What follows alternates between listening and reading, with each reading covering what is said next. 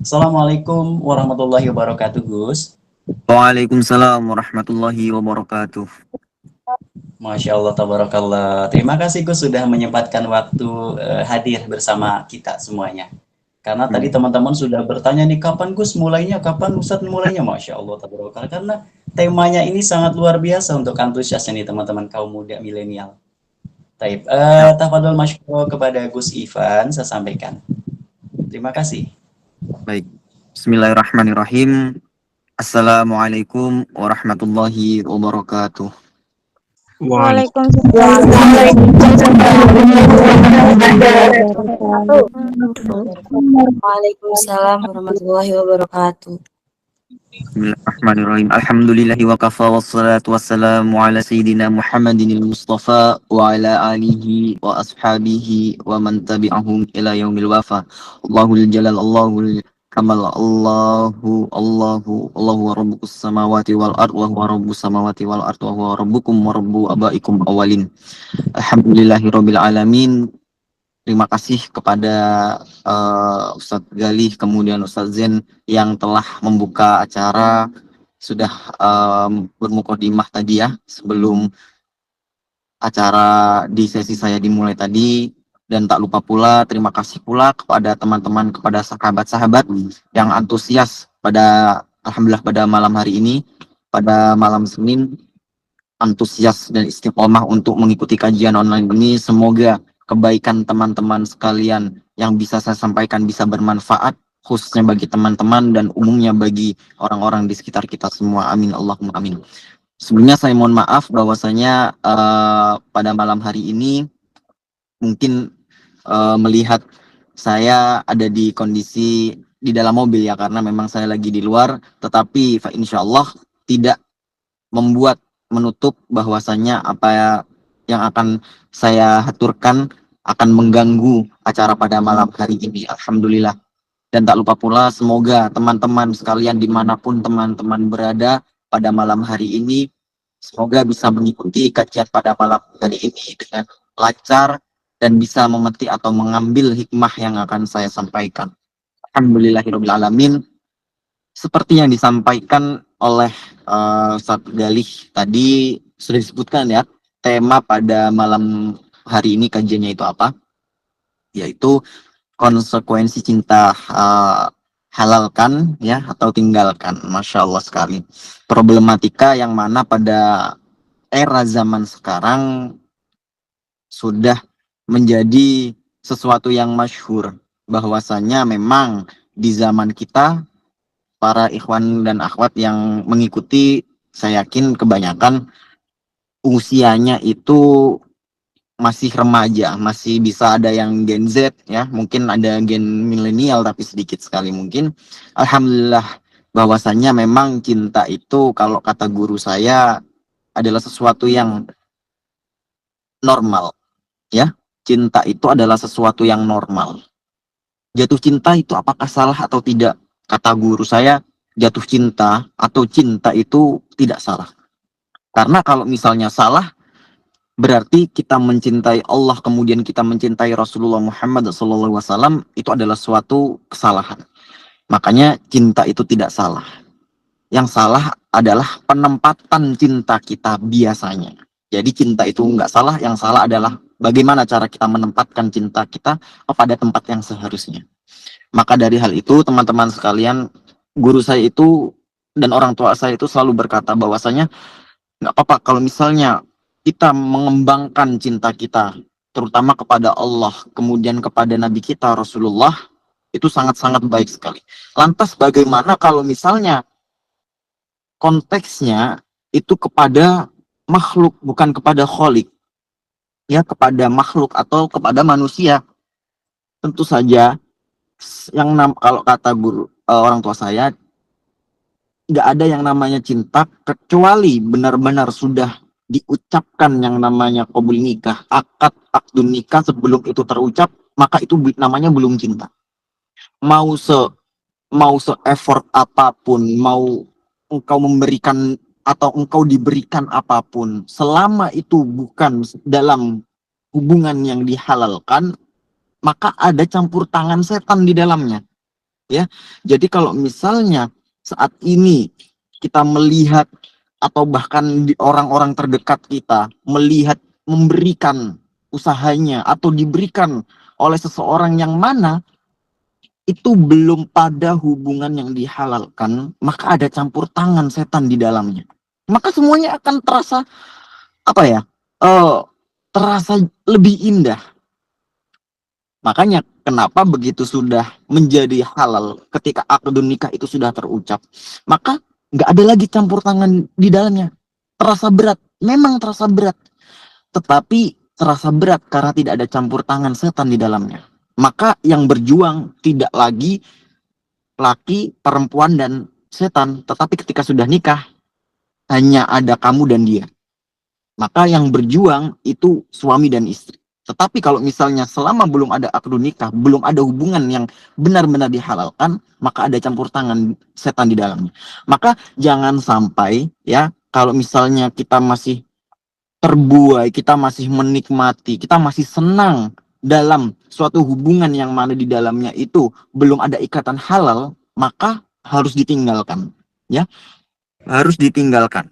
Maka saya itu selalu mengingatkan kepada teman-teman yang khususnya masih muda-muda itu, kalau misalnya kamu itu jatuh cinta, kalau misalnya kamu itu kagum, kamu itu ingin uh, menikahi seseorang yang benar-benar engkau cintai, maka seharusnya engkau tidak mendekatinya. Maka seharusnya engkau tidak mengajak kepada jalur atau hubungan yang diharamkan. Kalau engkau benar-benar suka, datangi rumahnya, bilang kepada orang tuanya. Itu baru yang namanya usaha atau effort kalau kata anak zaman sekarang. Kalau effort kamu cuman ngajak malam minggu, cuman ngajak makan, cuman ngajak nonton, itu bukan effort. Effort yang sesungguhnya adalah datang ke rumah dan bertemu dengan orang tuanya. Tapi kita sadar bahwasanya di sekitar kita, orang-orang yang ada di zaman sekarang menganggap itu adalah sesuatu yang kuno atau sudah tertinggal, udah terlalu berlatar belakang. Padahal itu adalah yang disunahkan oleh Nabi Muhammad SAW. Sebagaimana yang beliau sunahkan, sebagaimana yang beliau ajarkan, maka sebenarnya tidak lain dan tidak bukan hikmah daripada menikah kemudian beraninya seorang laki-laki melamar perempuan itu sebenarnya menyelamatkan. Ya, waktu saya ngaji saya teringat bahwasanya kenapa kok dalam agama Islam itu semuanya terlihat rumit. Kemudian kata guru saya, sebenarnya yang terlihat rumit, yang engkau pikir rumit, itu sama sekali tidak rumit. Semuanya itu benar-benar sederhana. Sesederhana kalau misalnya engkau benar-benar suka, engkau benar-benar cinta, ya engkau seharusnya menjaga. Ya, jadi engkau menjaga dengan cara apa? Dengan cara ketika engkau benar-benar cinta dan suka, datanglah ke rumahnya dan mintalah kepada orang tuanya. Itu yang disunahkan oleh Nabi Muhammad. Sehingga kita juga menjaga apa? Menjaga orang tua, menjaga dia dan menjaga keluarganya. Jadi orang tuanya juga ikut terjaga, dianya terjaga, dan keluarganya pun juga terjaga. Maka itu adalah sebaik-baiknya puncak dari yang namanya rasa cinta. Dan banyak sekali yang diajarkan oleh Nabi Muhammad ketika seseorang itu bagaimana menjalani hubungan yang tidak dihalalkan oleh ajarannya, oleh sunnah-sunnah Nabi. Ya tentu saja kita tahu bahwasanya ada banyak sekali orang-orang yang ketika melakukan hubungan yang tidak dihalalkan tetapi merasa bahagia, hidupnya enjoy saja, hidupnya tidak ada masalah. Kadang kan kita lihat ya ada orang yang hidupnya tenang-tenang saja, bahagia saja, memposting kemudian dibikin story pasangannya, wah terasa indah. Kadang juga mungkin ada beberapa orang yang merasa kepingin, orang-orang yang melihatnya itu merasa iri, merasa kapan dia bisa kayak dia. Nah, sejatinya perbuatan yang seperti itu, kenapa kok kita bisa melihatnya sangat-sangat bahagia orang tersebut? Perlu diketahui, siapa tahu orang-orang seperti itu, ya, itu sudah istidraj, Artinya Allah sudah tidak lagi memberikan kenikmatan taubat. Allah tidak lagi memberikan kenikmatan ibadah, kenikmatan diijabah doa-doanya. Maka perlu berhati-hati teman-teman sekalian. Dalam kitab Ayyuhal Walad disebutkan bahwasanya alamatu radillahi ta'ala anil abdi istighaluhu bima la ya'nihi. Ya, jadi alamat atau tanda bahwasanya Allah itu sudah mengikrotkan, sudah memalingkan pandangannya anil abdi daripada hambanya, istighaluhu, ya istighaluhu, udah dipalingkannya Allah dari hambanya bima la ya'nihi, ya, dengan sesuatu yang tidak bermanfaat. Bayangkan kita yang selama ini sebagai diciptakan ya alhamdulillah sebagai umatnya Nabi Muhammad, kita menyembah Allah, kita meminta kepada Allah, kemudian kita terkena lalai dalam bisikan syaitan, kita terhasut oleh bisikan syaitan, kemudian kita terjerumus di dalamnya, dicabut nikmat yang sudah diberikan oleh Allah. Tetapi meskipun dicabut nikmatnya, kita merasa tidak terjabut. Nah, itu yang bahaya. Nikmatnya sudah dicabut sama Allah, tapi kita tidak merasa. Efeknya apa? Ya efeknya kita jarang bersolawat, kita jarang berzikir, kita jarang melakukan ibadah itu merasa kayak terlalu berat. Ya, kita mau ibadah itu, mau sholat itu rasanya itu kayak nggak ada efeknya di kehidupan kita. Nah, bahayanya ada di situ. Bahayanya kalau misalnya kita terlalu disibukkan dengan hal yang tidak bermanfaat, yaitu dicabut nikmat-nikmat dari Allah untuk kita. Nah, itu adalah yang bahaya. Maka kalau misalnya ada orang yang benar-benar serius, ada orang yang benar-benar niat dari hatinya. Kalau saya dari teman-teman saya, kemudian yang keluarga saya lihat, ternyata memang kebanyakan seperti itu. Ternyata memang kebanyakan ya ketika ada orang yang suka datang kemudian meminta anaknya, mau terima atau tidak itu urusan belakang, ya, mau diterima atau tidak itu urusan belakang. Yang penting dia sudah benar-benar mengusahakan niat baiknya, dia sudah mengutarakan niat baiknya itu untuk berada tetap di jalan Allah Subhanahu wa taala. Maka ada baiknya ketika seseorang itu, ya, khususnya pesan-pesan untuk anak-anak muda ini, teman-teman sahabat sekalian, bahwasanya apa-apa yang sudah diatur, apa-apa yang sudah ditata oleh Allah kemudian melalui jalur Nabi Muhammad sudah benar-benar ditata, dan itu efeknya bukan berlaku hanya untuk ketika zaman Nabi, bukan 1400 tahun yang lalu, tetapi efeknya sampai sekarang ila yaumil qiyamah. Dan itu adalah sunnah-sunnah yang diwariskan oleh panutan kita Nabi Muhammad, nggak hanya pada zaman Nabi Muhammad. Karena Nabi Muhammad tahu bahwasanya zaman itu akan berkembang. Zaman itu akan melalui yang namanya perubahan. Zaman itu akan selalu silih berganti. Hingga pada di zaman sekarang, ya, zaman era modern, yang mana syariat dan sunnah itu sudah mulai ditinggalkan. Makanya beliau benar-benar menjaga yang namanya kehormatan yang namanya wanita. Karena sebelum zaman Islam datang, kita tahu namanya adalah zaman jahiliyah. Yang mana yang namanya derajat seorang wanita itu benar-benar tidak ada harga dirinya. Wanita itu adalah aib. Kalau misalnya lahir mempunyai anak wanita, dikuburlah hidup-hidup. Wanita hanya dijadikan pemuas nafsu. Wanita itu hanya dijadikan budak yang tidak ada nilainya di mata laki-laki. Tetapi begitu Islam datang, ya, Nabi Muhammad mengangkat tinggi-tinggi derajat yang namanya wanita, dijaga sedemikian rupa. Maka jangan sampai usaha yang dilakukan oleh idola kita Nabi Muhammad, yaitu mengangkat derajat wanita setinggi-tingginya di zaman sekarang, para wanita merendahkan dirinya serendah-rendahnya. Naudzubillah summa naudzubillahi min dzalik. Maka dari hal itu, di sini mungkin teman-teman ngerasa, kenapa ya kok cuman wanita? Kenapa kok cuman perempuan aja sih yang disuruh, Gus? Kenapa sih kok cuman wanita yang harus jaga diri? Kenapa kok harus wanita yang harus menjaga jarak? Enggak, sebenarnya teman-teman. Enggak hanya wanita. Laki-laki pun juga iya. Tetapi laki-laki tidak akan bergerak lebih jauh lagi kalau wanita tidak akan memberikan jalan. Maka jangan sampai segala akses apapun yang diberikan oleh laki-laki di luar sana yang belum ada niat untuk menghalalkan, yang belum ada niat untuk serius kepada teman-teman sekalian, maka jangan sekali-kali dikasih yang namanya kartu untuk masuk. Jangan sekali-kali dikasih akses untuk masuk. Maka kalau misalnya laki-laki itu sudah mendapatkan akses untuk masuk, maka yang namanya laki-laki dia tahu bahwasanya dia sudah dapat, maka dia mau melakukan apapun, dia mau yang namanya mengarah yang kemanapun, dia bisa. Dengan cara apa? Dengan buayan kemudian, karena wanita itu kan kelemahannya ada di telinga.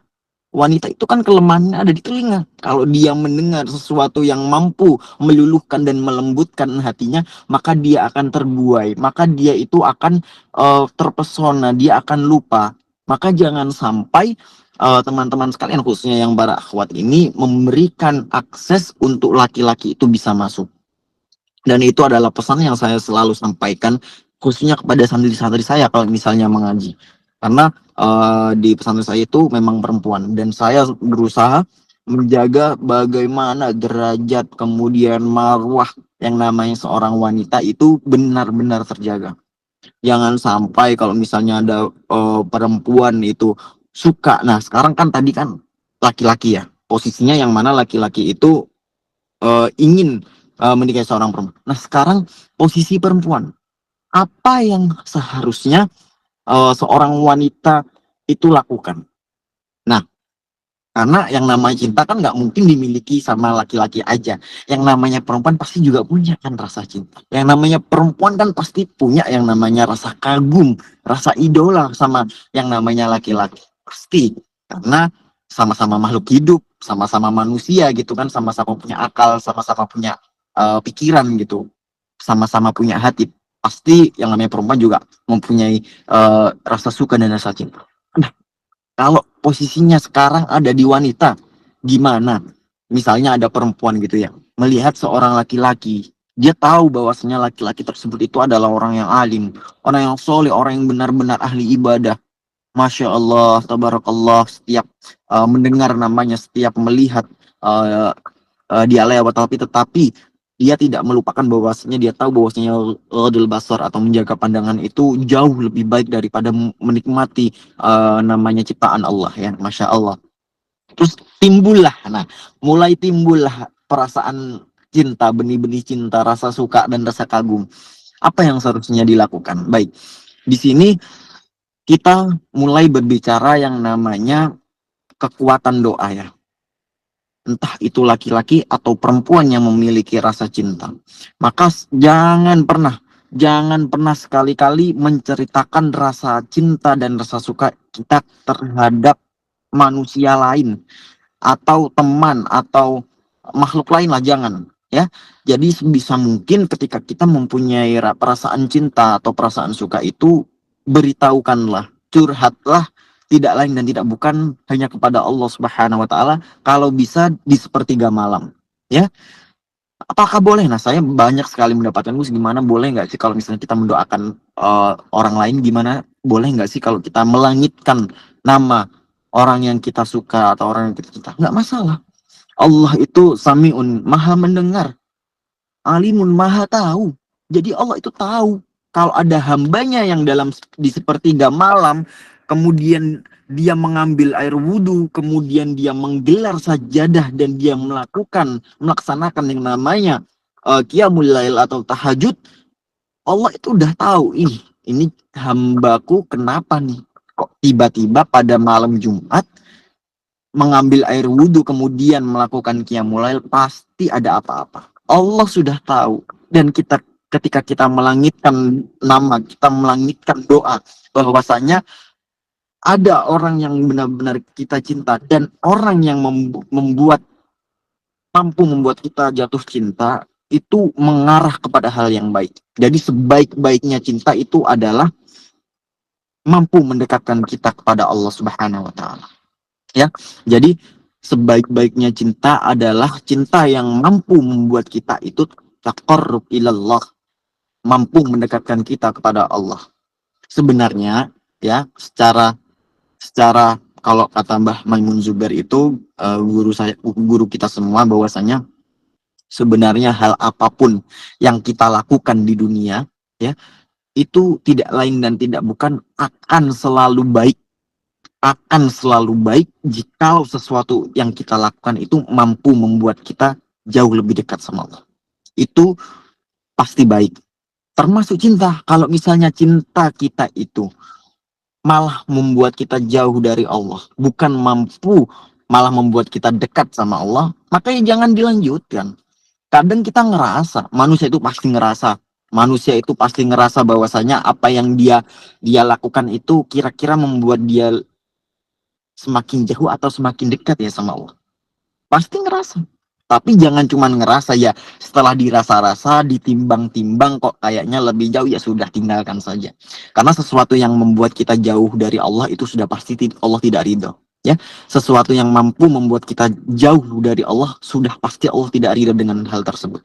Maka sebisa mungkin kalau misalnya kita melakukan dan melangitkan doanya, ya Allah, hamba menyukai salah satu hamba Engkau, namanya Fulan bin Fulan, namanya Fulana bin Fulan. Semoga Engkau menjaga cinta hamba. Semoga Engkau jadikan bahwasanya hamba bisa berjodoh dengan Fulan bin Fulan, Fulana bin Fulan. Nggak masalah. Kenapa? Karena kalau misalnya kita curhatnya sama Allah, otomatis kita berharapnya sama Allah. Ya, wa ila rabbika farghab. Ya, wa ila rabbika farghab. Bahwasanya dan hanyalah kepada Allah kita bisa berharap. Nggak kepada orang lain atau kepada makhluk lain. Kalau berharapnya kepada Allah, baik atau buruk itu sudah pasti baik. Ya, jadi kalau kita berharap sama Allah, hasilnya baik atau buruk itu tetap baik.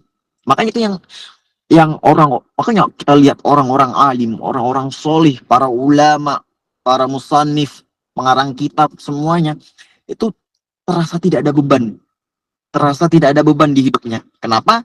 Karena beliau tahu, beliau hanya berharap kepada Allah, apapun hasilnya pasti baik, meskipun itu buruk bagi kita atau bagi orang lain, tetapi hasilnya pasti baik. Ya, kenapa? Karena kalau kita berharap sama Allah, baik atau buruk sudah pasti baik. Tidak ada beban di hidup kita. Jangan sampai kalau misalnya kita benar-benar menyukai, kemudian kita langitkan, nggak masalah, kita doakan, nggak masalah. Siapa tahu dengan doa yang kita langitkan, siapa tahu dengan kita menyebut namanya di sepertiga malam, maka Allah benar-benar mengabulkan, Allah benar-benar menjadikan satu makhluk yang setiap di sepertiga malam yang melangitkan berbisik kepada bumi, maka langit akan menyetujui dan merestui hubungan tersebut. Apa-apa yang sudah menjadi milikmu mungkin sudah ditakdirkan untukmu. Ya, kalau misalnya kata guru saya itu pernah di Ayu Al-Walad disebutkan bahwasanya sesuatu yang sudah diciptakan atau ditakdirkan untukmu maka tidak akan melewatkanmu. Tetapi sesuatu yang tidak diciptakan atau tidak ditakdirkan untukmu maka sampai kapanpun tidak akan pernah bisa menjadi milikmu, kecuali engkau beristiqomah dalam berdoa, Allah akan merubah takdirmu. Apakah di sini teman-teman yang bisa kita lakukan bahwasanya kalau misalnya kita menyukai seorang, kita cinta sama orang, ya kalau misalnya kita tidak ada usaha ikhtiar kepada Allah Subhanahu wa taala, dengan usaha sendiri ya mau dipaksa seperti apapun, mau dikejar seperti apapun, kalau misalnya tidak jodoh ya maka tidak akan bisa bersatu. Kenapa? Karena sejatinya yang namanya cinta itu tidak bisa merubah yang tidak jodoh menjadi berjodoh. Tetapi yang namanya jodoh bisa membuat yang tidak cinta menjadi cinta. Ya, saya akan ucapkan sekali lagi. Yang namanya cinta itu tidak bisa merubah yang tidak berjodoh menjadi jodoh. Tetapi yang namanya jodoh itu bisa merubah yang tidak cinta menjadi cinta, udah pasti. Ayah saya selalu berkata seperti itu. Saya pikir juga benar bahwasanya kalau kita hanya mencintai seseorang tetapi dia bukan jodoh kita, maka tidak akan bisa berjodoh. Tetapi kalau yang namanya jodoh, mau dia awalnya tidak cinta dan tidak suka, maka dia akan berubah menjadi cinta. Kenapa? Karena jodoh. Karena jodoh itu tadi sudah ditakdirkan untukmu. Kalau sesuatu yang tidak ditakdirkan untukmu, ya tidak akan bisa merubah apapun. Kecuali dengan doa yang istiqomah, Allah akan merubah takdirmu itu tadi. Maka kita sebagai manusia, janganlah terlalu banyak berharap.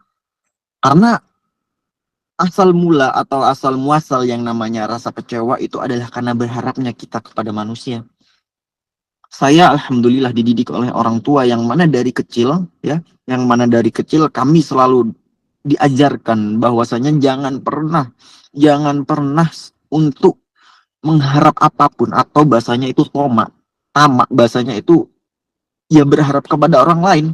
Kalau misalnya ya kita bertamu kepada orang yang kaya, wah alhamdulillah kita bertamu ke orang yang kaya pasti dapat uang. Nah itu aja sudah memunculkan perasaan tamak. Kenapa? Karena kalau misalnya tidak diberikan uang, maka timbul rasa benci, rasa kecewa di hati kita. Ah, katanya kaya tapi nggak dikasih uang. Padahal ya perasaan berharap kita yang salah. Kalau misalnya kita suka sama seseorang, terus kemudian kita dekati, ternyata orang tersebut nggak suka sama kita, ya bukan salah dia. Salah kita sendiri yang terlalu berharap bahwasanya dia akan menjadi milik kita. Padahal dia bukan milik kita. Yang salah siapa? Dia atau kita? Ya jelas kita. Dia tidak salah apa-apa. Maka jangan sampai berharapnya kita kepada makhluk itu terlalu besar. Berharapnya kita kepada makhluk itu mengalahkan harapan kita kepada Allah Subhanahu wa taala. Allah sudah memberikan koridor masing-masing untuk hambanya, mana yang baik, mana yang buruk, mana yang pas dan mana yang tidak pas. Maka jangan sampai kita mendahului kehendak Allah. Kalau kita mendahului kehendak Allah, maka ujung-ujungnya pasti tidak baik untuk kita. Karena guru saya selalu mengatakan bahwasanya apa yang sudah diatur oleh Allah itu sudah pasti baik. Lasyamsu tajri limustaqarrillah, yang namanya matahari itu ya tidak akan mungkin mengejar yang namanya bulan, tidak akan mungkin mendahului bulan. Semua itu sudah berjalan dalam garis edarnya. Maka begitulah yang namanya kehidupan, ya. Yang namanya kehidupan, kalau misalnya kita lagi ngaji, kita lagi belajar, ya sudah belajar. Kalau misalnya kita lagi mencintai atau suka sama orang lain, ya sudahlah, kita tahu bagaimana langkah-langkahnya ya. Teringat, mungkin teman-teman teringat, kata Gus Ivan dulu harus yang namanya kalau kita suka, kita harus curhatnya kepada Allah, kita harus serahkan kepada Allah, dan kita harus berharapnya sama Allah. Semuanya serahkan Allah. Fa insya Allah, kalau misalnya kita menyerahkan semuanya kepada Allah, urusan kita akan dipermudah, urusan kita akan diberikan jalan. Maka jangan sampai latam sifil aruni maroha. Jangan sampai teman-teman sekalipun itu berjalan di buminya Allah. Latam sifil aruni maroha. Jangan sampai teman-teman itu berjalan di buminya Allah ya. Itu dengan semena-mena, melupakan siapalah pemiliknya. Ya. Kalau misalnya kita berjalan, ini kan semua punya Allah. Kita jalan di buminya Allah. Kita sholat di buminya Allah. Kita tidur di buminya Allah. Maka kalau misalnya kita menjalani kehidupan di buminya Allah, di alamnya Allah, maka jangan semena-mena. Kalau misalnya kita mempunyai perasaan suka, kita mempunyai perasaan cinta, ya sudahlah, kita tempatkan semuanya kepada Allah. Karena yang memberikan perasaan cinta dan perasaan suka itu dari siapa? Dari Allah Subhanahu wa taala. Yang memberikan kita rasa cinta, kemudian kita diberikan rasa suka, itu semua jatuhnya dari Allah. Maka kalau kita tahu bahwa semua itu dari Allah, maka kembalikanlah ke Allah, biarkanlah Allah yang mengatur.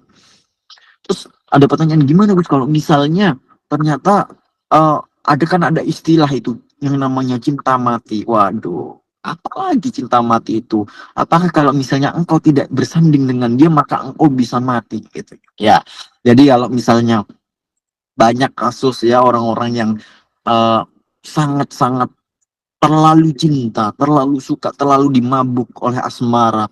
Kemudian ketika harapannya tidak menjadi realita, maka dia menyakiti dirinya sendiri. Maka dia katakanlah nggak mau makan, kemudian dia tidak mau sholat, dia tidak mau ibadah, dia tidak mau menjalani kehidupan seperti sebelum-sebelumnya. Maka ya orang yang seperti itu salah atau tidak? Ya salah. Cinta itu kalau misalnya kita tidak berharap kepada Allah, maka cinta itu sebenarnya sepaket dengan sakit hati. Maka kalau misalnya kita cinta, ya maka kita harus siap sakit. Karena yang namanya cinta itu sudah sepaket sama rasa sakit. Meskipun engkau sudah nikah, ya, meskipun teman-teman sekalian, sahabat-sahabat sekalian itu sudah nikah, pasti ada sakitnya. Karena yang namanya nikah itu antara mengalah atau mengerti. Jadi kalau misalnya sudah menikah itu ya antara mengalah atau mengerti. Kalau misalnya kita melawan dengan ego masing-masing karena sama-sama besar ya yang namanya manusia ya. Apalagi yang namanya laki-laki dan perempuan yang menikah itu sudah pasti dilahirkan dari rahim yang berbeda. Yang namanya jodoh ya, pasangan suami istri itu dilahirkan dari rahim yang berbeda, dibesarkan di lingkungan yang berbeda pula, kemudian dididik dengan cara didik yang berbeda pula.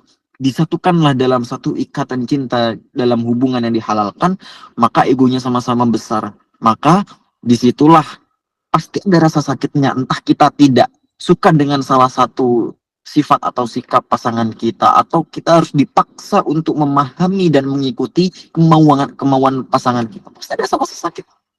Pasti ada rasa sakit. Tapi kalau misalkan eh, rasa sakitnya itu adalah dikarenakan kita tidak mampu bersanding dengan dia, maka itu adalah salah teman-teman sendiri.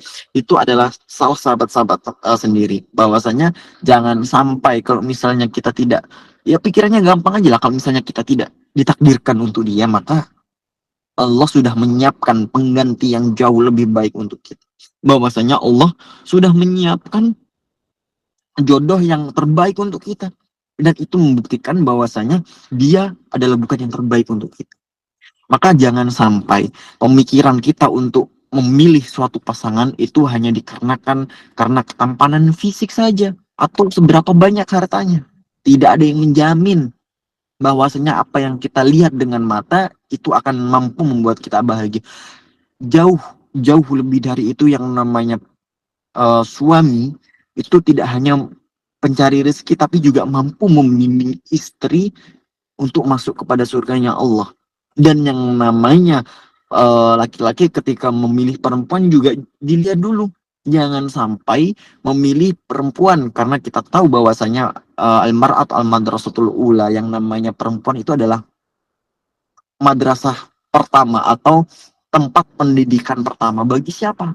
Bagi anaknya. Kalau katanya Gus Baha itu yang namanya anak yang soleh itu bukan bukan bukan dididik ketika dia sudah lahir, tetapi bagaimana cara engkau para lelaki memilih seorang istri. Maka bukan ditunggu dari ketika, kita tahu bahwasanya ketika seorang wanita itu hamil dibacakan tilawah, kemudian tirakat, suaminya tirakat puasa, kemudian ibadahnya ditingkatkan, sering-sering bersolawat. Jauh sebelum itu, bagaimana cara lelaki itu memilih seorang istri? Maka di sini para wanita pun janganlah sibuk mencari, tapi sibuklah menjadi. Kalau kalian ingin jodoh yang baik, maka menjadi baiklah terlebih dahulu. Kalau teman-teman perempuan ingin menjadi mempunyai calon pasangan suami yang soleh, maka solihahkan diri kalian terlebih dahulu. Maka jangan hanya ingin mempunyai pasangan yang siap jadi, tetapi dari diri sendiri, teman-teman perempuan, didiklah mulai saat ini menjadi wanita yang salihah. Bagaimana ketaatan teman-teman sekalian kepada Allah Subhanahu wa taala. Bagaimana ketaatan teman-teman wanita, sahabat-sahabat sekalian di sini itu mampunya untuk menjaga kehormatan seorang wanita, mampunya menjaga hak-haknya sebagai wanita, dan mampunya teman-teman sekalian itu menjadi hambanya Allah Subhanahu wa taala. Jadi jagalah 3 hal ini. Insya Allah kalau misalnya teman-teman wanita sekalian sudah mampu mengetahui haknya sebagai wanita, kemudian mampu mengetahui haknya sebagai hambanya Allah Subhanahu wa taala, maka akan didatangkan seorang laki-laki yang sama pula, sama baiknya, sama solihnya, sama taatnya sebagai hamba Allah Subhanahu wa taala. Maka jangan sampai kita sebagai manusia itu sibuk mencari, tapi sibuklah menjadi, sebelum menyibukkan untuk menseleksi pasangan yang akan menjadi milik kita, sibukkanlah terlebih dahulu untuk memantaskan. Ya kan, kalau saya lihat itu ya, di Reels atau di FYP TikTok itu kan biasanya ada tuh lewat nunggus atau orang santri-santri yang kangkang pondok gitu yang masya Allah sekali gitu kan di kolom komennya eh, sibuk memantaskan diri atau eh, mau ngejar tapi sadar diri. Ya memang betul ada betulnya. Memantaskan diri itu jauh lebih penting. Sebagaimana bahwasanya kalau eh, Sayyidah Fatimah kemudian kepada Sina Ali, ya sama-sama alim, sama-sama baik, sama-sama masya Allah. Yang satu betul-betul ahli hadis, yang satu benar-benar alim dalam Al-Qur'annya. Maka ya sudah, disatukanlah dalam ikatan yang dihalalkan oleh Subhanahu wa taala dan mampu melahirkan keturunan-keturunan yang masya Allah juga. Maka jangan sampai di sini para wanita itu hanya menunggu kira-kira kapan ya Allah mendatangkan jodoh untuk saya. Kira-kira kapan ya Allah itu menurunkan laki-laki yang soli, laki-laki yang bisa mengaji, laki-laki yang bisa paham agama, laki-laki yang tampan, laki-laki yang kayak waduh banyak sekali apa namanya impiannya itu. Kalau misalnya teman-teman sekalian hanya sibuk untuk memikirkan dan mencari seseorang yang seperti itu, tapi teman-teman sekalian tidak ada bekal untuk menjadi wanita yang pantas untuk dihalalkan untuk laki-laki dengan spek seperti itu, ya sama saja, sama saja. Terus kemudian mungkin ada yang bilang, nah, tapi kan Gus, kalau misalnya eh, laki-laki yang baik itu untuk wanita yang baik, lantas bagaimana dengan aku yang ingin dirubah untuk menjadi lebih baik? Nah, di sini teman-teman sekalian, menarik sekali. Saya sering mendapati komen seperti itu di DM, kemudian di komen TikTok dan Instagram. Kalau misalnya laki-laki yang baik itu ditakdirkan untuk wanita yang baik, lantas bagaimana dengan saya? Yang mana saya itu ingin dirubah lebih baik. Apakah saya tidak pantas untuk laki-laki yang baik? Jadi gini teman-teman sekalian ya, bahwasannya laki-laki yang baik itu untuk wanita yang baik. Karena pikirannya sudah pasti secara logis ya. Kalau misalnya ada laki-laki yang baik, juga pasti ingin wanita yang baik. Lantas bagaimana dengan wanita yang ingin dirubah menjadi lebih baik? Apakah tidak bisa mendapatkan laki-laki yang baik? Ya, jadi di sini kita membahas tentang namanya perspektif atau sudut pandangnya perspektif, bahwasannya kira-kira bisa nggak yang namanya perempuan tadi itu untuk menerima yang namanya masukan, mampu untuk mau belajar. Kadang kan eh, sudah berubah itu semua ketika semuanya itu sudah dalam ikatan halal, kemudian sudah menjadi pasangan suami istri. Kadang wanita itu tidak mau. Kadang wanita itu jarang yang ingin dituntun, yang ingin diajarkan bahwasanya ketika engkau itu diajarkan yang namanya beberapa ilmu agama, itu tidak mau. Ada yang seperti itu, maka ya harus menyiapkan bahwasanya serahkanlah semuanya kepada Allah. Ya Allah, hamba tahu itu hamba itu adalah bukan makhluk yang baik, bukan hamba yang paham betul dengan agama, tetapi hamba meminta kepada engkau, datangkanlah pasangan yang mampu menuntun hamba kepada jalan engkau dan kepada surganya engkau. Maka insya Allah ya bisa jadi Allah akan menurunkan. Banyak sekali bukti di lapangan bahwasanya ada seorang yang mungkin di mata orang lain itu kurang baik, tetapi pasangannya sangat-sangat baik sekali, sangat-sangat masya Allah sekali. Bisa jadi didatangkan pasangan yang sangat masya Allah tadi itu untuk menuntun untuk kepada surganya Allah Subhanahu wa taala. Tetapi yang sudah mempunyai sudah menjadi wanita yang solihah, yang mampu, itu jauh lebih baik ya. Sama-sama baik, tetapi yang wanita sudah paham agama itu jauh lebih baik. Maka di sini saya berpesan kepada teman-teman sekalian, khususnya yang perempuan di sini, sebisa mungkin di masa-masa sebelum teman-teman sekalian menikah ya, sebelum dalam ikatan yang dihalalkan oleh Allah Subhanahu wa taala, janganlah mau menerima hubungan apapun dengan laki-laki manapun. Sebisa mungkin teman-teman sekalian fokuslah untuk menjadi diri yang lebih baik lagi.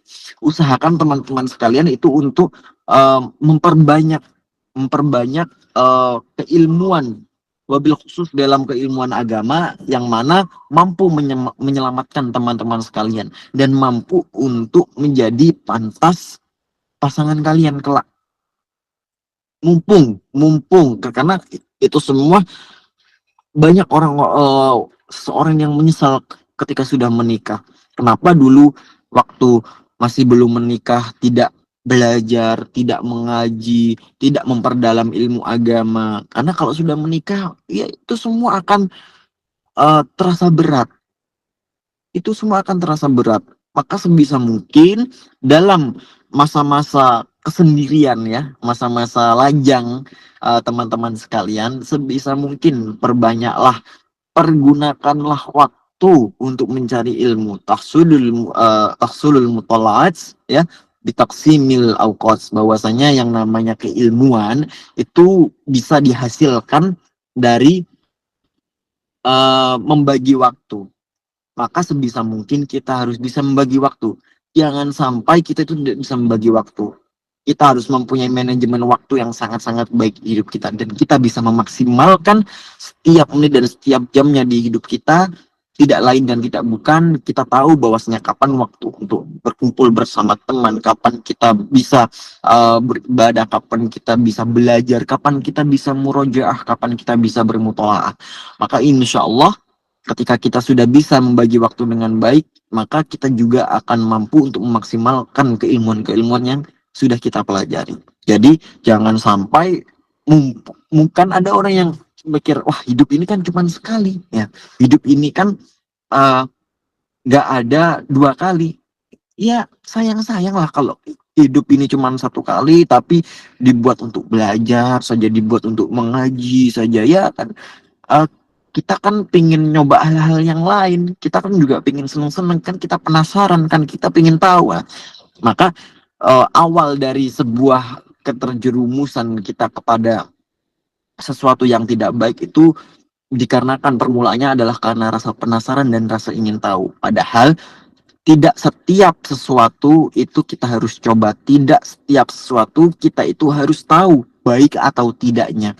Kalau misalnya kita tahu dan orang-orang, entah itu kata omongan orang-orang atau kita sudah bisa berpikir sesuatu itu tidak baik, ya sudahlah, tidak usah perlu dibuktikan. Kalau orang lain bilang bahwasanya itu bukan sesuatu yang benar, ya sudahlah, tidak perlu dibuktikan. Gitu ya. Jadi jangan sampai karena mempunyai pikiran hidup cuma sekali, masih muda dan belum menikah, maka digunakanlah untuk sesuatu yang tidak bermanfaat. Digunakanlah waktu itu untuk mencoba hal-hal yang baru. Kalau misalnya dalam segi keilmuan, bolehlah misalnya ingin menjadi mufassir Quran gitu atau penafsir Al-Quran, maka belajar asbabun nuzulnya, kemudian menghafal Al-Quran, kemudian bahkan sampai qiraah sebuah qiraah asr, ya, itu baik. Atau ingin mempelajari keilmuan fikih, ya, jadi benar-benar mengetahui yang namanya hukum Islam, bagaimana cara penggalian hukum, sudut pandang dari arba'atul madzhab atau 4 mazhab. Bagus. Kalau misalnya rasa penasaran dan ingin tahunya terhadap gudang keilmuan, bagus. Tapi kalau untuk tidak pada keilmuan, kemudian bahkan untuk tidak ada bekal, menambah bekal kita untuk bermanfaat bagi kita di masa yang akan datang, ya jangan sampai. Kalau ada manfaatnya, boleh-boleh saja. Maka sibuklah menjadi itu tadi. Perbanyaklah sesuatu yang mampu membuat kita mampu untuk kita gunakan di masa yang akan datang. Kuncinya kita udah punya. Karena kalau misalnya kita belum ada kuncinya, terus kita cari kuncinya itu ketika kita sudah menikah, kemudian kita itu sudah dalam kondisi yang sudah disibukkan lah. Karena kalau sudah menikah terus pasti sibuk dengan urusan pasangan, kemudian urusan pekerjaan. Kita baru cari kuncinya, bakal kesusahan. Mumpung masih belum nikah, kuncinya gampang dicari. Maka temukanlah kunci, bekal itu tadi, untuk mampu menjalani kehidupan dengan pasangan tersebut. Pasangan teman-teman sekalian, pasangan sahabat-sahabat sekalian, yang mana insya Allah dijadikan pasangan yang benar-benar mawaddah warahmah, ya. Jadi kalau mawaddah warahmah itu adalah penuh kerahmatan dan menambah kerahmatan dan ketaatan kita kepada siapa? Kepada Allah. Asal mampu membuat kita lebih dekat sama Allah, Allah sudah pasti ridho. Karena kalau misalnya kok membuat diri kita itu semakin jauh, ya, semakin tidak karuan, semakin ngawur, ya perlu kita harus mampu untuk mengkat atau memotong itu semua dari kehidupan kita. Karena Allah sudah pasti tidak ridho.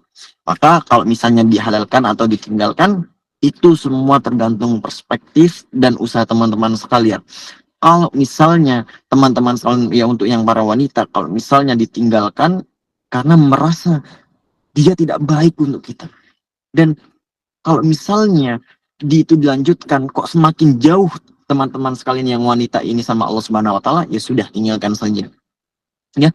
Tapi kok misalnya teman-teman itu ketika didekati kemudian sudah merasa ada niat, maka jangan lain dan jangan bukan suruhlah datang ke rumah dan menghadap kepada orang tua teman-teman wanita sekalian yang ada di sini untuk datang untuk benar-benar mengikrarkan bahwasanya apa niat baik dari pasangan teman-teman sekalian, apa maksud dan tujuannya datang ke rumah, kemudian untuk meminta dan mengikatnya dalam janji suci yang dihalalkan oleh Allah Subhanahu wa taala, benar atau tidak, berani atau tidak.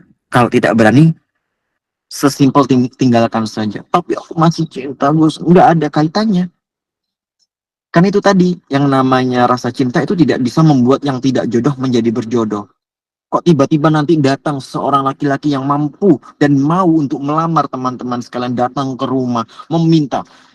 Kemudian teman-teman merasa tidak cinta, tapi teman-teman juga tidak merasakan adanya perasaan jauh kepada Allah, justru malah mendekatkan kepada Allah. Ya bisa jadi karena jodoh dan merubah yang tidak cinta menjadi cinta, ya. Jadi kalau misalnya tinggalkan atau halalkan, itu tadi, mintalah dihalalkan, kalau nggak mau ditinggalkan, sesimpel itu saja. Mungkin itu saja yang bisa saya sampaikan. Syukran katsiran ala ihtimamikum. Hadanallahu wa iyyakum ajma'in. Wassalamualaikum warahmatullahi wabarakatuh.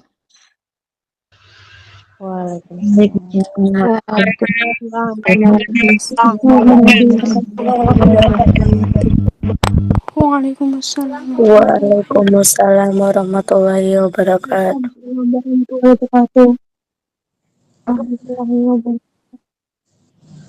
Silakan kepada Mas Gali ya. Waalaikumsalam warahmatullahi wabarakatuh. Terima kasih kepada Gus Ivan, Masya Allah, materinya sangat bermanfaat banget. Tentu Masya Allah tadi ya, bagaimana cara muhasabah diri buat teman-teman sebelum menikah. Pasti akan ada ujian, banyak banget tadi insya Allah ya teman-teman.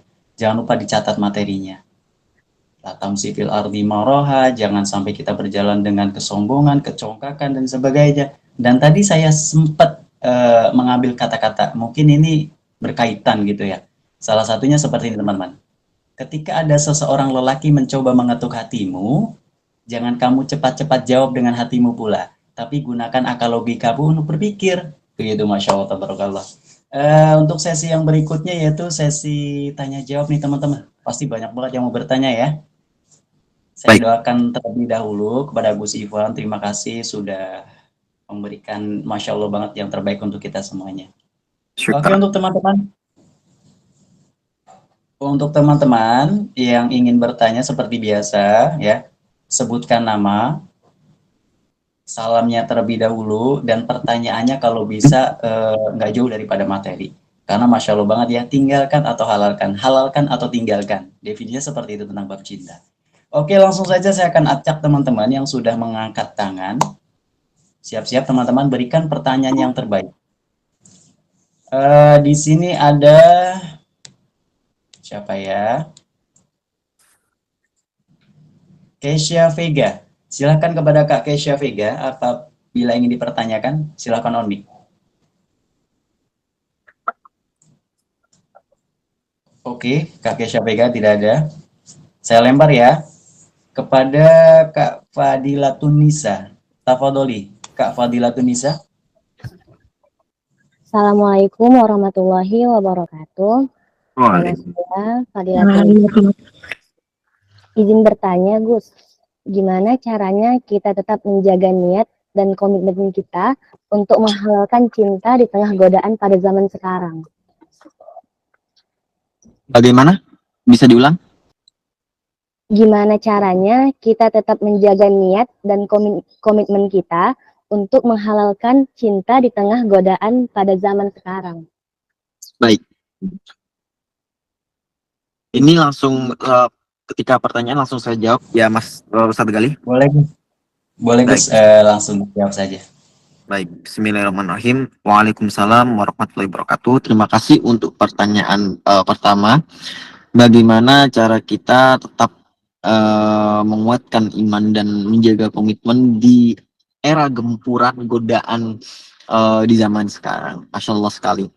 Ya, perlu diketahui bahwasanya semakin zaman maju maka semakin dipermudahlah kita untuk terjerumus kepada suatu lubang kemaksiatan. Maka kita perlu tahu faktor-faktor itu banyak sekali. Betul sekali, saya tidak menyalahkan, saya tidak menutup, saya juga tidak saya juga membenarkan apa yang dikatakan oleh kakaknya tadi, bahwasanya di era zaman sekarang itu banyak sekali faktor-faktor yang mampu untuk membuat kita itu goyah imannya, tergoda dengan berbagai macam godaan. Betul sekali.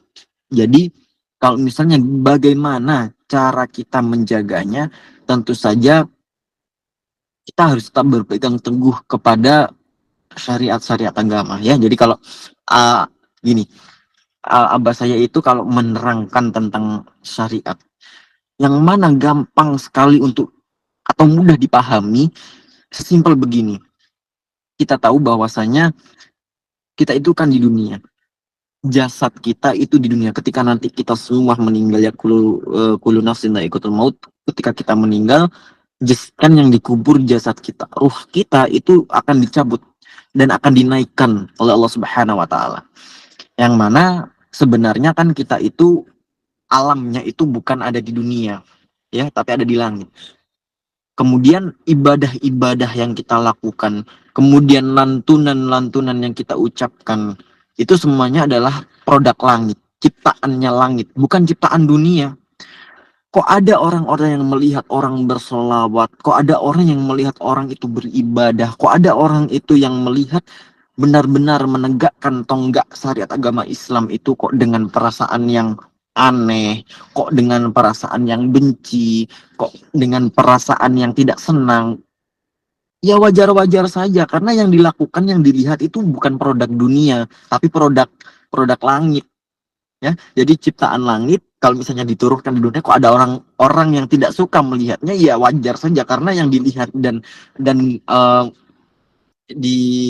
dibatinkan dalam hati itu adalah bukan produk dunia tapi produk langit, yang mampu membuat kita tetap bisa terjaga keimanan kita dan tidak goyah dengan berbagai godaan, yang mampunya kita untuk menjaga yang namanya produk-produk langit tersebut. Sebagaimana kita menjaga tonggak-tonggak keimanan kita, tonggak-tonggak syariat kita. Seperti tetapnya kita untuk meminta pertolongan kepada Allah, sebagaimana kita mampu untuk mendirikannya, wa aqimus shalah, sebagaimana kita mampu mendirikan yang namanya salat, ya sebagaimana kita itu mampu tetap wa ila rabbika farghab itu tadi, sebagaimana kita mampu untuk menjaga hubungan baik kita sama Allah. Kok ada sesuatu yang tidak mampu membuat kita menjadi dekat sama Allah, ya maka tinggalkan. Sebenarnya kita itu akan merasa kita itu mempunyai koneksi, kita itu mempunyai ikatan batin kepada Allah Subhanahu wa taala. Kok misalnya ikatan batin kita itu memberikan sinyal bahwasanya apa yang kita lakukan itu tidak baik, kok apa yang kita lakukan itu tidak membuat kita lebih dekat sama Allah, tapi justru menjauhkan sama Allah. Seharusnya kita sadar, teman-teman sekalian, seharusnya kita tuh sadar, sahabat-sahabat sekalian, bahwasanya apa yang kita lakukan itu terlalu jauh, apa yang kita lakukan itu sudah melampaui batas. Ya, maka jangan sampai kalau misalnya kita sudah dikirimkan sinyal oleh Allah Subhanahu wa taala, kok malah kita tetap merasa santai-santai saja. Sebaiknya ketika kita sudah mendapatkan sinyal tersebut, maka kembalilah kepada produk-produk langit. Kita harus tetap menjaga yang namanya tonggak syariat agama Islam. Maka jangan sampai kita itu selalu merasa bahwasanya kita tidak merasa, yang bahaya lagi, kita itu tergoda, kita itu terbuai, kita itu lalai, tapi kita tidak merasakan semua itu. Tadi yang sudah saya sampaikan. Maka jangan sampai kalau misalnya kita itu diingatkan kok tapi tidak sadar, kita jangan ngomong Allah sama makhluk lah, kita ngomong sama orang lain saja. Misalnya kita mengingatkan orang lain, tapi orang lain tersebut tidak mau mendengarkan kata-kata kita, kira-kira kita emosi nggak? Kira-kira kita marah nggak? Marah. Jangan kencing di situ. Kencing. Besoknya, jangan kencing di depan rumah. Masih kencing. Besoknya lagi, dibilangin jangan kencing di depan rumah saya. Tetap kencing. Kamu nih dibilangin jangan kencing depan rumah saya. Emosi nggak? Emosi. Marah nggak? Marah. Begitupun pula dengan Allah sudah memberikan perintah, sudah memberikan kewajiban-kewajiban yang diturunkan oleh Allah, tapi kita tidak melakukan. Kira-kira Allah marah atau tidak? Ya, kira-kira Allah memalingkan nggak, mencabut nggak nikmatnya dari kita? Seperti itu saja. Maka jangan sampai kita mampu untuk meninggalkan syariat dengan gampang. Kita mampu untuk merasa bahwasanya godaan-godaan itu tidak akan mampu untuk membuat kita itu melupakan sama. Jangan sampai. Sebagaimana kita itu selalu membutuhkan yang namanya Allah, sebagaimana kita itu selalu untuk menjaga syariatnya Allah.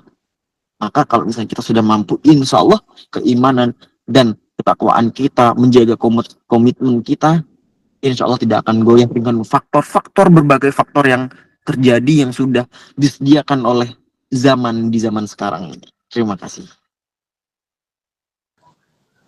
Masya Allah, tabarakallah. Saya sampaikan kepada Kak Gusman, semoga yang bertanya tadi bisa dipahami ya. Soal bisa ya teman-teman. Baik. Selanjutnya untuk pertanyaan kedua, Gus, kira-kira pertanyaannya kita batasi berapa, Gus? 5? Iya 6? boleh. 5 boleh. Kayaknya pas. Masya Allah, tabarakallah. Oke, kesempatan masih ada 4 lagi ya teman-teman. Saya tambah lagi mungkin 1. Gus, tadi ada yang sudah menulis di kolom komentar, Gus. Oh Jadi gitu, pertanyaannya seperti ini. Baik, saya bacakan. Mengenai seseorang yang takut ingin menikah, Gus. Ini konsep yang pertama. Pertanyaan pertama, dia takut menikah karena trauma. Kemudian yang kedua ini, Assalamualaikum warahmatullahi wabarakatuh. Asef, izin bertanya, Gus. Ketika sedang menjalani ta'aruf, nah sambil jalani ta'aruf itu, kita meminta petunjuk kepada Allah dengan cara dia istikharah. Nah, kemudian kita sudah mendapatkan jawaban yaitu 2 kali dengan mimpi yang baik, 2 kali dengan Al-Quran itu. Ada 2 jawaban, yang pertama baik, yang kedua buruk. Sedangkan tahap berikutnya yakni nadhar, sudah dekat. Hal itu membuat bimbang. Padahal awalnya sudah yakin tapi tidak berhenti di situ. Ana tetap terus istikharah. Oh, mungkin dia bimbang. Jadi dia pengen tahu, Gus, bagaimana ketika dia sudah berusaha dengan ikhtiar, kemudian masih diberikan kebimbangan. Tafadhol bil kiram, Gus. Afan, itu 2 pertanyaan yang berbeda atau gimana, Ustaz? Jadi 2 pertanyaan yang berbeda, Gus. Oh, berarti yang pertama kenapa trauma takut itu tadi ya? Karena menikah. Oke. Baik, begini. Jadi saya sudah pernah membahas bahwasanya memang bagaimana dengan seseorang yang traumatis atau trauma yang namanya akan kisah cinta yang mana sampai membuat dia itu tidak mau menikah. Dan Afan ini bercerita sedikit bahwasanya orang tersebut benar-benar mendatangi saya dan ujung-ujungnya bertanya, Gus, bagaimana kalau misalnya saya tidak menikah? Maka saya jawab dulu yang ini ya. Bagaimana kalau misalnya ada seorang yang trauma akan menikah dan memutuskan tidak ingin menikah, bagaimana? Saya jawab begini, bahwasanya menikah itu adalah sunnahnya Nabi Muhammad SAW, dan Nabi Muhammad berkata, barang siapa yang mengikuti sunnahku maka dia akan berjalan di jalanku, dan siapa yang tidak mengikuti membenci sunnahku walaisa minni, maka dia bukan dari golongan kami.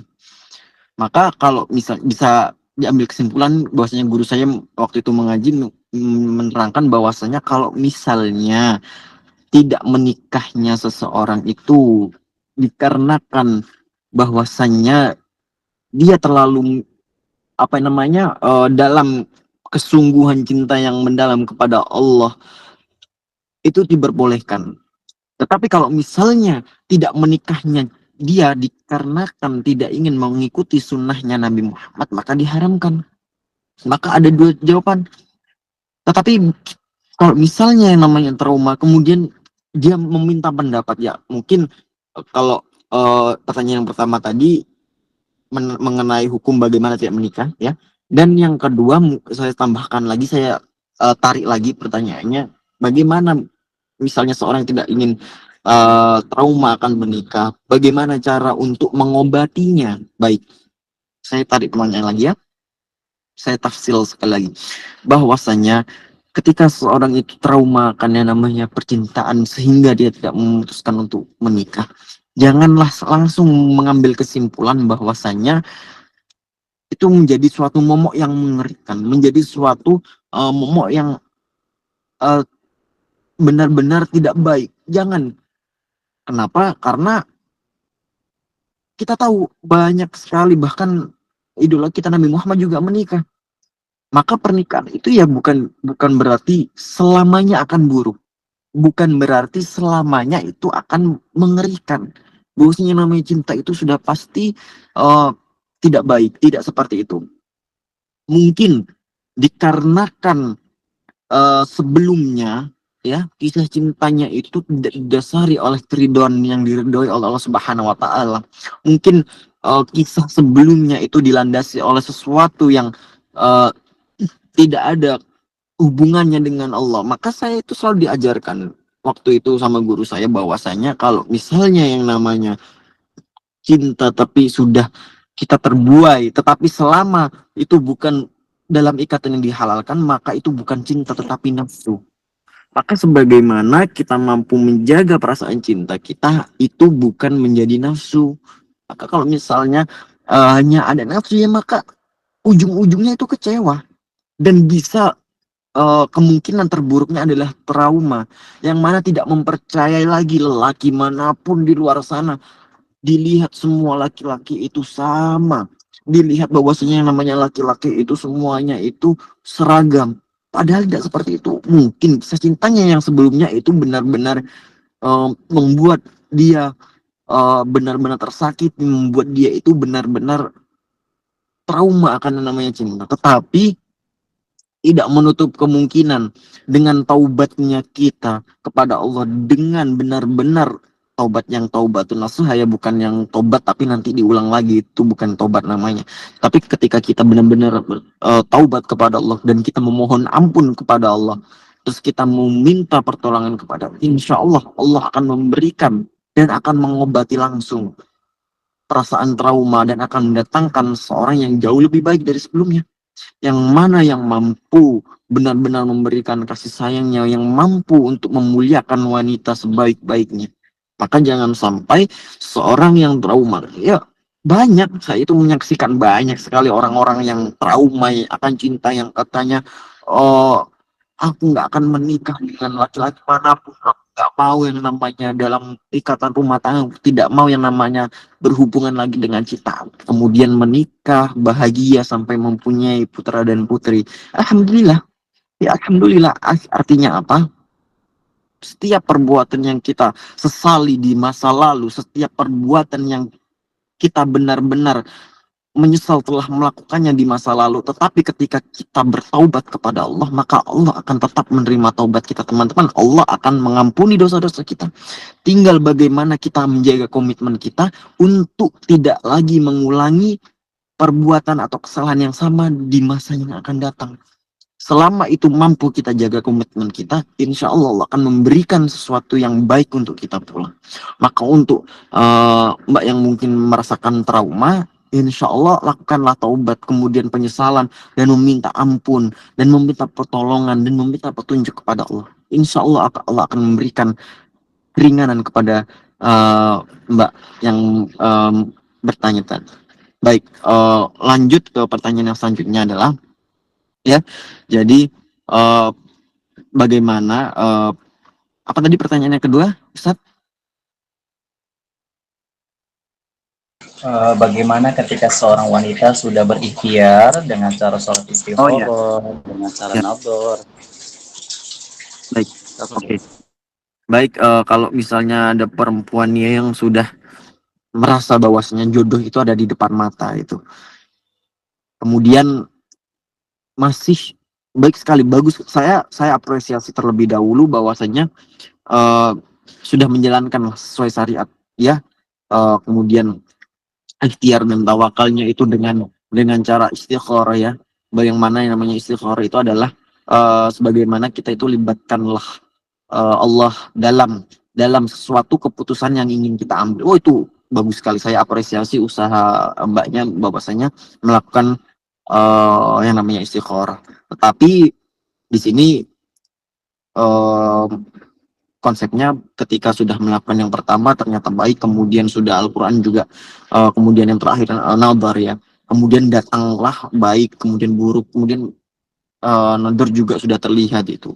Akhirnya timbullah yang namanya perasaan bimbang, timbullah yang namanya perasaan itu yakin tidak yakin atau ya mengambang lah, 50-50 gitu ya. Baik, begini. eh Pertama-tama yang namanya istikharah itu adalah suatu perbuatan yang mana membuat kita itu yakin, ya. Jadi yang namanya istikharah itu adalah perbuatan yang mampu untuk kita lihat kira-kira baik atau tidak, yang mana itu menjadi keputusan kita. Yang pertama baik, oke baik, baik, alhamdulillah baik. Kemudian yang kedua ternyata kurang baik. Kemudian dilakukan lagi ternyata sudah terlihat, wah ini. Nah jadi eh, yang membuat kita bimbang itu ternyata adalah pandangan yang mana hasil yang kedua itu ternyata kurang baik.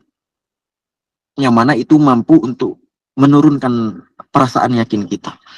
Maka perlu diketahui teman-teman sekalian, dengan cara ikhtiar ya, dengan cara istikharah itu memang ada banyak jalannya.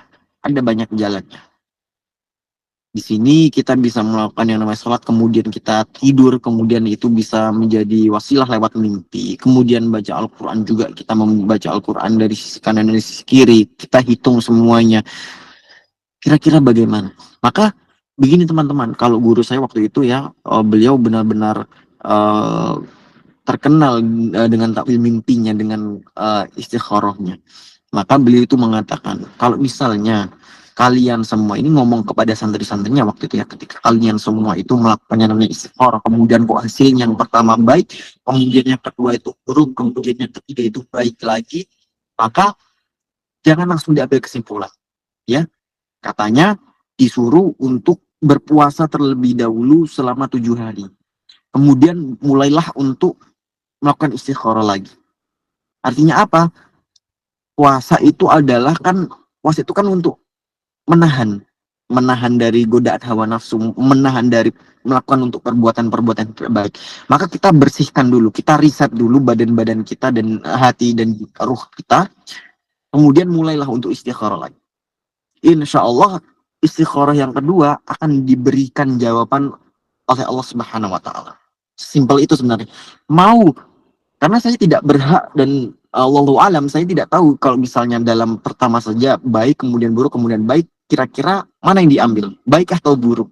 Wallahu alam, saya tidak bisa menjawabnya. Tapi wasilah yang guru saya sampaikan adalah baiknya kita berpuasa dulu terlebih dahulu untuk membersihkan dan menyucikan diri kita. Karena kita menahan, yang namanya puasa itu menahan, kemudian lakukanlah istikharah lagi. Wallahu alam, qudatullah bi'unillah, Allah akan memberikan jawabannya. Terima kasih. Masya Allah, tabarakallah, jawaban yang sangat luar biasa daripada Gus Ivan. Terima kasih kepada Gus Ivan.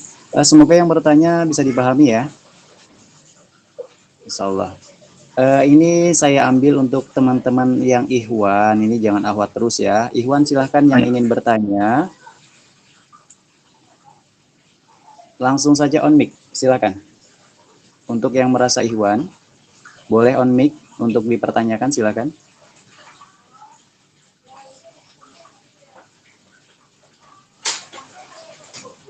Oke, mungkin karena tidak ada Ikhwan ini ya, Masya Allah, tabarakallah, pada malu-malu semua ini. Saya lempar lagi kepada Ahwat Rum Islam, silakan. Kepada Kak Ahwat Rum Islam yang sudah mengangkat tangan. Silakan. 3, 2, 1. Oke, dilempar ya. Di sini sudah ada. Ustaz. Ya, silakan. Ya, begini. Assalamualaikum warahmatullahi wabarakatuh. Waalaikumsalam. Nama Fulan, emang ini nama anak Fulan ya, bukan Fulan laki-laki. Begini Gus, jadi Ana mengenal seseorang Ikhwan, tapi Ana memilih memblokir beliau sebab alasan tertentu. Nah, Baik. karena Ana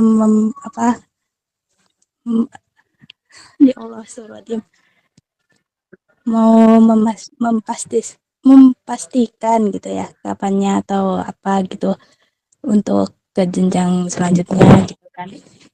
Nah, apakah cara saya memblokir beliau itu salah atau haruskah saya itu teruskan dengan menunggu beliau untuk siapnya beliau itu kapan, dan bagaimana caranya agar Ana dan beliau itu bisa berjalan tapi nggak sampai berbuat zina gitu loh.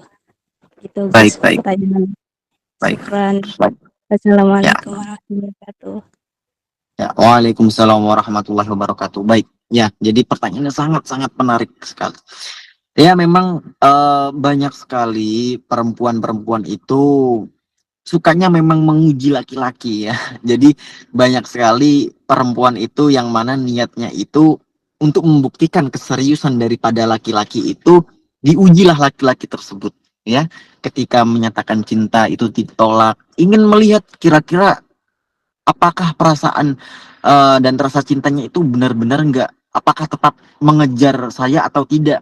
Ditolak lagi, kemudian diblokir nomornya, diblokir sosial medianya, kira-kira masih tetap untuk mengejar nggak dengan membuat akun lain untuk memakai nomor lain. Wah, jadi serasa dirinya itu benar-benar dikejar, merasa dirinya itu benar-benar kayaknya aku benar-benar merasa dicintai gitu, sehingga segala bentuk effort apapun itu eh, digunakan segala cara untuk membuktikan bahwasanya dia itu benar-benar mencintai. Seperti yang saya katakan, segala bentuk effort apapun, usaha apapun, tetapi kok tidak dia benar-benar lakukan untuk menyerahkan cintanya itu secara dalam bentuk yang halal, yaitu datang ke rumah kemudian berkata orang orang tua antum, maka ya itu bukan cinta tetapi nafsu. Kalau dia kalau dia benar-benar cinta, harusnya ya datanglah laki-laki tersebut ke rumah antum kemudian eh, meminta kepada orang tua antum. Maka kalau misalnya dikatakan salah atau tidak, ya ada salahnya.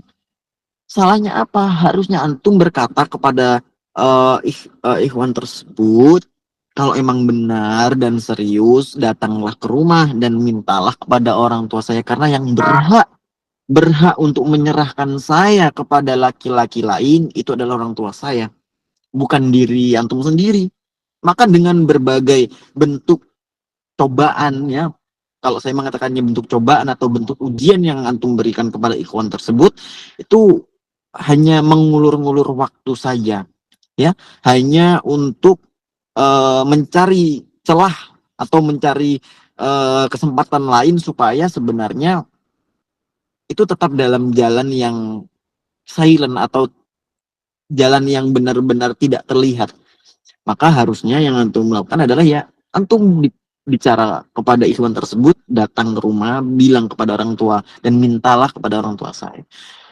Bukan iya kalau misalnya apa namanya dengan cara memblokir dan lain-lainnya. Ya kalau misalnya dia masih berusaha untuk mencari kontak antum. Kalau misalnya dia hilang, ntar yang merasa tersakiti antum lagi. Biasanya perempuan kan kayak gitu. Maka ya jangan sampai apa yang kita berikan kepada laki-laki, cobaan dan ujian yang kita lakukan kepada laki-laki itu mampu membuat kita menyesal.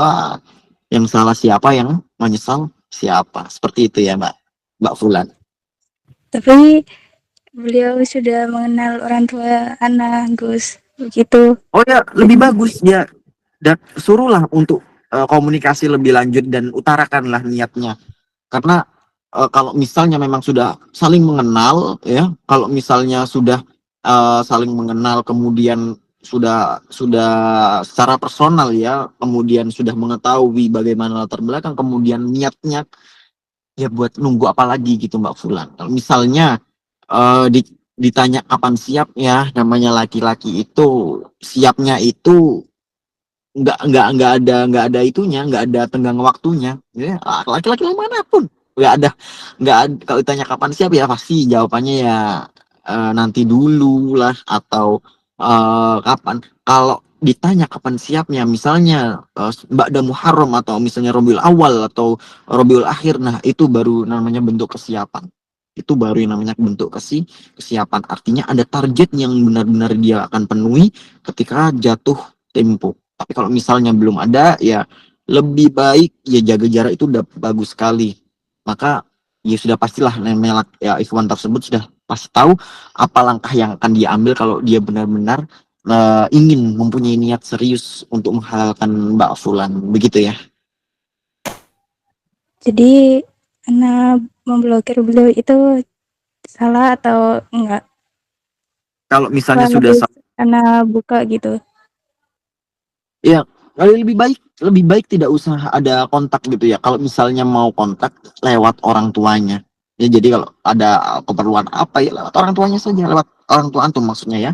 Maksudnya kalau misalnya tiba-tiba kok katakanlah memang berkata kepada orang tua antum bahwasanya lusa atau kapan itu ingin datang, ingin melamar atau apa ya, alhamdulillah bahwasanya memang kesetiaan dan kesejatian cintanya memang sudah dibuktikan, dan dia benar-benar membuktikan bahwasanya niatnya itu benar-benar lillahi ta'ala gitu ya, karena bukan hanya obsesi atau nafsu saja yang dia lakukan seperti itu. Bagus-bagus saja. Saya Gus, syukran. Afwan. Terima kasih kepada Kak Fulana ya. Semoga kita doakan Kak Fulana ini menemukan jawaban dan dipertemukan dengan jodoh yang Masya Allah. Amin. Selanjutnya Ustadz, ini ada satu lagi kayaknya mungkin dari Kak Anggita Wanda. Kak Anggita Wanda boleh on mic, silakan, dipersilakan. Ya, Assalamualaikum warahmatullahi wabarakatuh. Saya Anggi, izin bertanya Gus. Kenapa ya Gus, saya melihat dia ada rasa suka dan cinta padahal hanya melihat dari HP saja Gus. Bagaimana cara agar kita ikhlas kalau dia dimiliki orang lain? Itu saja. Assalamualaikum warahmatullahi wabarakatuh. Baik ya. Waalaikumsalam warahmatullahi wabarakatuh ya. Saya ucapkan semoga Allah menghilangkan perasaan hambanya yang cintanya bertepuk sebelah tangan ya. Amin Allahumma amin. Maka jadi gini, bagaimana kalau misalnya kita melihat seseorang yang di layar HP itu kok ada perasaan cinta, bagaimana cara kita itu mengikhlaskan bahwasanya dia itu mampu untuk dimiliki oleh orang lain. Ya gimana ya, maksudnya begini, ada beberapa faktor, ada beberapa kemungkinan. Yang pertama bisa jadi antum mengenal dia tetapi dia tidak mengenal antum, artinya hanya sepihak saja. Maka apakah kita wajib untuk kecewa? Ya sebenarnya kita tidak berhak untuk mempunyai rasa kecewa apapun terhadap orang yang tidak mengenal kita. Jadi kalau misalnya dia dimiliki oleh orang lain, ya sudah doakan saja. Doakan saja bahwasanya, tentu saja namanya doa itu pasti baik ya. Kita doakan saja bahwasanya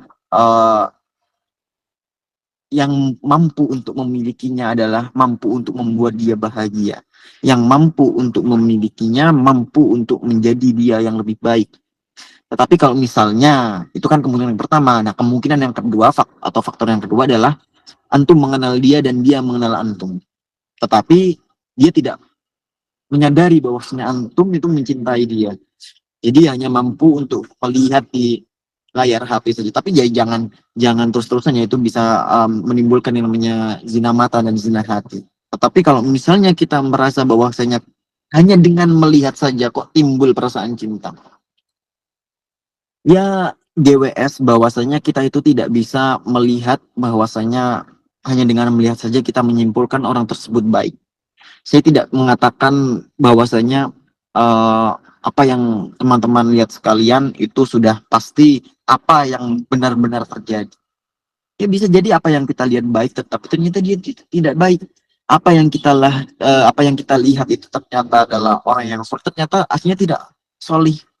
Maka jangan sampai ketika kita itu kok hanya melihat saja suka, tapi kok rasa sakitnya tidak terkira-kira. Waduh, kasihan sekali ya.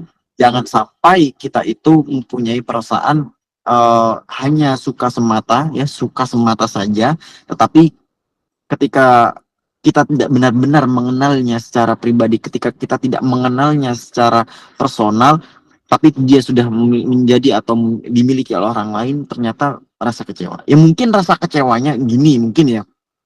Rasa kecewa antum itu dikarenakan menyayangkan laki-laki itu tersebut tuh baik sekali, kemudian kok menikah dengan secepat itu menikah dengan perempuan lain. Ya mungkin saja kita doakan bahwasanya perempuan yang dipilihnya itu adalah perempuan yang mampu untuk membuat dirinya lebih baik. Perempuan yang dipilihnya adalah wanita yang mampu untuk mendekatkan dirinya kepada Allah dan mampu untuk menuntun pasangannya tersebut untuk kembali ke jalannya Allah. Maka ya penyesalan macam apa? Mungkin penyesalannya karena ya Allah, kenapa kok engkau tidak ciptakan dia untuk aku? Ya kita doakan saja, ya Allah, kalau misalnya dia memang sudah menjadi milik orang lain, maka kirimkanlah hamba yang setidaknya seperti dia. Tidak harus seperti dia, karena ya apa, fisik saja. Yang terpenting dari seorang itu adalah keimanan dan ketakwaannya. Masalah seperti apa nanti bentukannya, ya sudahlah, terima saja.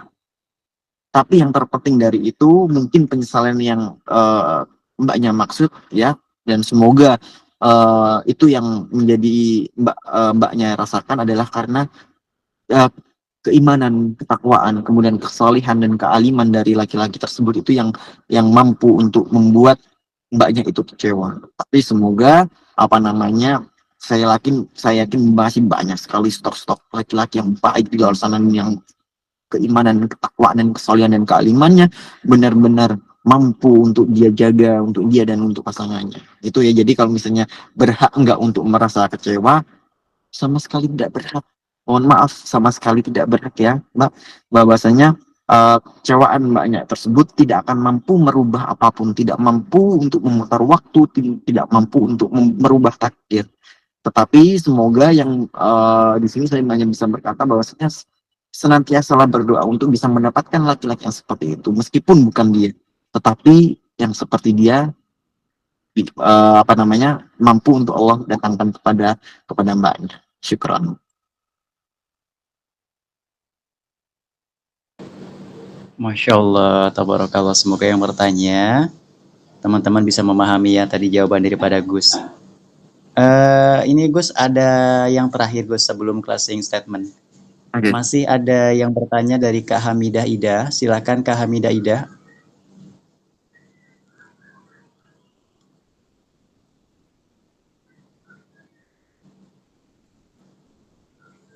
Tiga, dua, satu, Kakak lempar ya.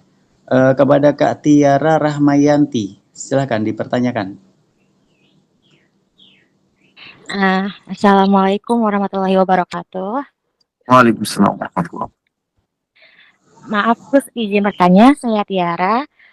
Misalkan nih, ketika kita mengagumi seseorang dan melalui perantara beliau, kita bisa lebih mendekatkan diri kepada Allah lagi, lebih merubah diri kita menjadi lebih baik lagi. Tetapi di saat kita merubah diri kita menjadi lebih baik lagi, ada aja gitu omongan dari orang-orang gitu kan. Apa salah ya kita merubah diri kita melalui perantara beliau gitu. Terima kasih. Baik. Waalaikumsalam warahmatullahi wabarakatuh. Terima kasih untuk pertanyaan terakhirnya ya. Bagaimana sih kalau misalnya kita kagum atau kita mempunyai perasaan suka kepada orang lain, dan alhamdulillahnya ya, perasaan tersebut itu representasinya, outputnya itu mampu untuk membuat kita itu jauh lebih dekat kepada Allah, mampu untuk mendekatkan kita kepada Allah. Tetapi ada omongan dari orang lain yang menjatuhkan bahwasanya dekatnya kita sama Allah itu hanya dikarenakan makhluk, ya. Jadi yang pertama-tama niatkanlah bahwasanya kita mau tetap berdoa sama Allah, kita tetap mau berikhtiar dan bertawakal kepada Allah, itu sudah baik, ya. Allah, seperti yang saya katakan tadi, Allah itu kan alimun sami'un, ya, maha mengetahui kemudian maha mendengar.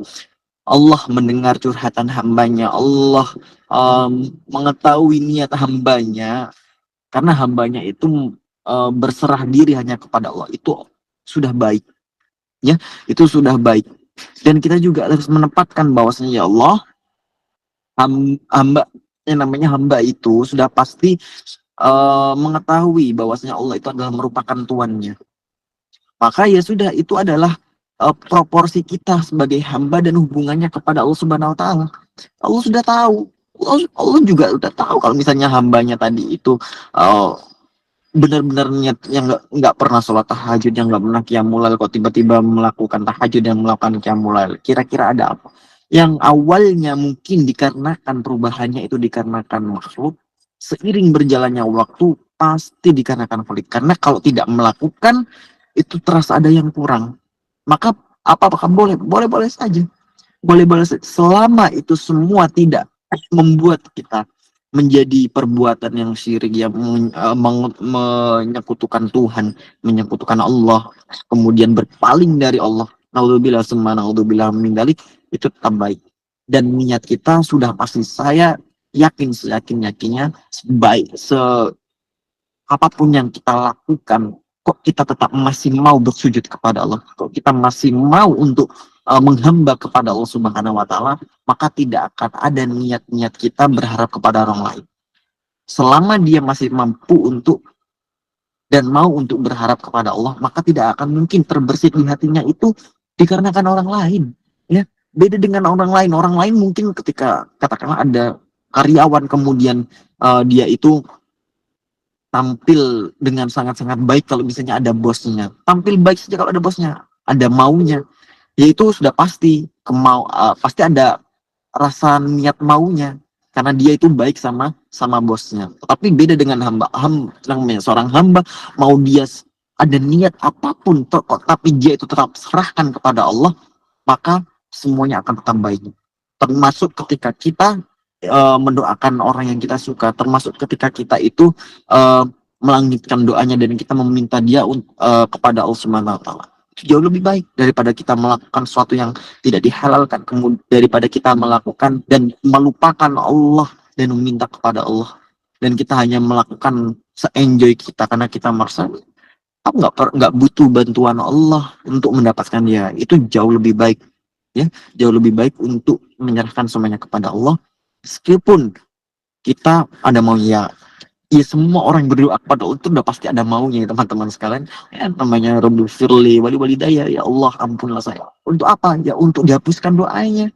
Ya Allahumma ja'alna, ya Allah jadikanlah saya itu sebagai hamba yang baik. Ya Rabbana hablana min azwajina, ya Allah jadikanlah pasangan hamba itu pasangan yang engkau ridhoi, min azwajina wa dzurriyyatina qurrata a'yun waj'alna muttaqina imam, menjadi mempunyai keturunan yang salih solihah yang mampu untuk menjaga syariat-syariat engkau. Itu pasti ada maunya. Jadi ya nggak masalah. Itu jauh lebih baik. Begitu jawabannya, ya. Baik, terima kasih Gus.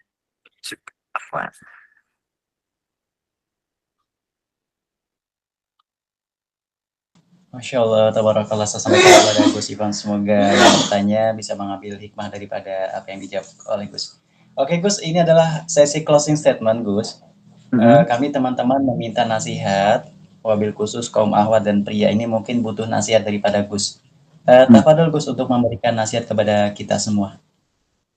Baik, bismillahirrahmanirrahim, ya teman-teman sekalian, saya ucapkan terima kasih sebanyak-banyaknya telah mengikuti kajian pada malam hari ini dengan kajian dengan tema yang memang terjadi paling tidak di lingkungan teman-teman, ya, atau terjadi di kehidupan teman-teman sekalian secara pribadi.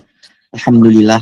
Dan karena memang saya juga masih seusia, masih sezaman dengan teman-teman sekalian, ya, jadi masih ada relevansi di dalamnya. Dan di sini saya itu persuasif, ya, artinya saya itu agak sedikit mengajak ya persuade atau persuasif yang itu kan artinya mengajak ya, kepada teman-teman sekalian bahwasanya memang yang namanya cinta saya sudah tadi ada yang bilang trauma yang namanya kan cinta kemudian boleh kak tidak kita itu mencintai ya semua itu akan baik ujung-ujungnya akan kembali lagi kalau misalnya mampu seperti menjauhkan atau mendekatkan kita kepada Allah Subhanahu wa taala. Maka kita harus konservatif teman-teman sekalian bahwasanya kita hidup sebagai umat Islam maka haruslah wajiblah kita itu untuk menjalankan dan menegakkan syariat-syariat agama Islam. Tidak tidak tidak menutup kemungkinan dalam urusan cinta ini. Maka urusan cinta ini kalau kata guru saya memang urusan yang pelik, urusan yang rumit. Kalau misalnya engkau benar-benar memberanikan diri untuk mengambil yang namanya cinta, maka engkau harus terima konsekuensinya. Kalau engkau tidak mau berurusan dengan cinta, maka engkau juga akan sama tersiksanya. Maka ya memang pelik, rumit sekali urusannya. Jadi, tapi saya berharap kepada teman-teman sekalian bahwasanya berupa cinta apapun yang teman-teman rasakan dan teman-teman ambil tidak lain dan tidak bukan hanyalah mendatangkan rahmatnya Allah Subhanahu wa taala, mendatangkan ridhonya Allah Subhanahu wa taala kepada teman-teman. Maka itu adalah menjadi perubahan diri yang lebih baik, menjadi diri yang insani yang benar-benar islami, mampu jalankan perintahnya dan mampu untuk menjauhi larangannya, mampu mendekatkan bukan untuk menjauhkan, mampu memuliakan, mampu menghargai. Semua itu tidak lepas dikarenakan mindset atau pola pikir teman-teman di zaman sekarang. Maka jangan sampai dengan berbagai faktor, berbagai godaan, komitmen, bentuk rayuan manis macam apapun, saya harap teman-teman sekalian tetap mampu berdiri kokoh untuk menjaga bahwasannya sebelum ada ikatan halal semua itu adalah hanya sebatas nafsu. Udah itu aja. Tidak usah butuh dalil yang seperti apapun. Saya tidak perlu memberikan dalil macam apapun karena saya harap teman-teman sekalian masih bisa berpikir secara realistis ya. Dan saya berharap teman-teman tetap berada pada ideologis bahwasanya memang kesendirian itu bukanlah kesengsaraan ya, dan bersama seorang yang orang yang kita senang itu bukan suatu kebahagiaan. Jadi belum tentu itu semua akan menimbulkan perasaan bahagia dan perasaan sengsara. Saya harap teman-teman sekalian mampu menempatkan cintanya pada tempat yang tepat dan mampu mendatangkan keberkahan bagi teman-teman sekalian. Syukran kasiran. Masya Allah, tabarakallah yang disampaikan dari Gus, Masya Allah banget ya teman-teman. Semoga teman-teman bisa mengambil apa hikmah yang tadi disampaikan oleh Gus Ivan. Untuk teman-teman, ini adalah sesi dokumentasi. Kita minta maaf kepada teman-teman yang belum saya sebut namanya, belum saya panggil, karena kalau kita ngikutin teman-teman, Masya Allah, mungkin bisa sampai jam 3 nanti. Oh, iya. Oke Gus, ini adalah ada sesi dokumentasi Gus. Tafadhal. Boleh Gus dengan foto terkece? Siap. Gaya terkece, Masya Allah. Kita hitung mundur. Oke, teman-teman silakan yang ingin dokumentasi boleh. 3, 2, 1. Oke Gus, satu lagi boleh Gus? Oke, siap. Siap, Ustaz. Masya Allah. 2 lagi juga boleh ya Gus? Boleh. Masya Allah. Oke, teman-teman siap-siap ya. Kita hitung mundur. 3, 2, 1. Masya Allah, tabarakallah. Terima kasih Gus. Mungkin bonus satu kali lagi kayaknya ya Gus. Boleh. Tafadhal, Ustaz. Oke, satu lagi teman-teman. 3, 2, 1. Masya Allah, tabarakallah. Terima kasih Gus, saya sampaikan dari perwakilan sahabat Fisabilillah, beliau sudah hadir, berkenan hadir, menyambut teman-teman semuanya, Masya Allah. Semoga di suatu saat nanti kita bisa mengundang Gus lagi. Amin. Baik. Terima kasih kepada teman-teman semuanya yang sudah standby dari awal sampai akhir mengikuti kajian Gus Ivan. Masya Allah, terima kasih banget ya teman-teman sudah menyiarkan, Masya Allah, sudah menyemarakkan acara ini. Oke, untuk Gus, mungkin ada sesi penutup, nanti akan ditutup dengan doa Baik, dari Gus Ivan. Tafadhol bil kiram. baik, alhamdulillah teman-teman sekalian, rasanya kurang afdol bahwasanya ketika kita sudah membicarakan suatu kajian keilmuan, yang mana kita tahu keilmuan itu tidak lain dan tidak bukan turunnya hanya dari Allah Subhanahu Wa Taala, tapi kita tidak ada berdoa, kita serahkan semuanya. Apapun yang saya sampaikan, apapun yang saya miliki, tidak lain dan tidak bukan, itu sejatinya bukan milik saya, tapi milik Allah Subhanahu Wa Taala. Marilah kita berdoa bersama. eh, Semoga apa yang saya sampaikan bisa sedikit banyak teman-teman ambil hikmahnya, yang baik-baik bisa diamalkan lebih baiknya. Bismillahirrahmanirrahim. Allahumma sholli ala sayyidina Muhammad wa ala ali sayyidina Muhammad. Bismillahirrahmanirrahim. Alhamdulillahirabbil alamin. Allahumma ighfir lana dzunubana wa liwalidina warhamhum kama rabbayana shighara wa li jami'il muslimina wal muslimat wal mu'minina wal mu'minat al ahya'i minhum wal amwat. Allahumma sallimna wal muslimin min afati dunya wal akhirah innaka ala kulli syai'in qadir. Allahumma inni as'aluka al jannah wa na'udzubika min sakhatika wan nar. Allahumma inni as'aluka al jannah wa na'udzubika min sakhatika wan nar. Allahumma inni as'aluka al jannah wa na'udzubika min sakhatika wan nar. Allahumma yassir lana, Allahumma yassir lana, Allahumma yassir lana ziyarata ilal Makkah wal Madinah. Allahumma yassir lana ziyarata ilal Makkah wal Madinah. Rabbana zalamna anfusana wa illam taghfir lana lanakunanna minal khasirin. Rabbana hab lana min azwajina wa dhurriyyatina qurrata a'yun waj'alna lil muttaqina imama. Allahumma ja'alna min azwajina wa dhurriyyatina min ahli ilmi wa ahli khair wa la taj'alna wa iyaya wa iyyahu min ahli syarri wa ahli dhair. Rabbana atina fid dunya hasanah wa fil akhirati hasanah wa qina adzabannar. Subhana rabbika rabbil izzati amma yasifun. Wassalamun ala mursalin walhamdulillahi rabbil alamin. Bisirul Fatihah.